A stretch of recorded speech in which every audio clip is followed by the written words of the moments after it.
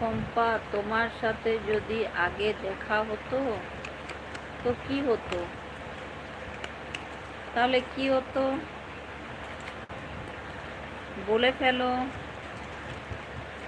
আগে যদি দেখা হতো তো কি হতো বলে ফেলো।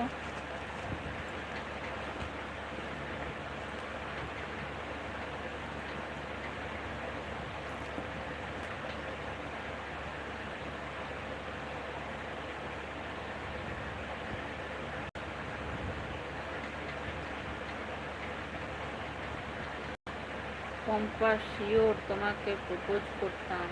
তাই? খুব ভালো। কিন্তু এখন? এখন কি? এখন আর হবে না কিছু, সব জলে গেল, আর কিচ্ছু হবে না।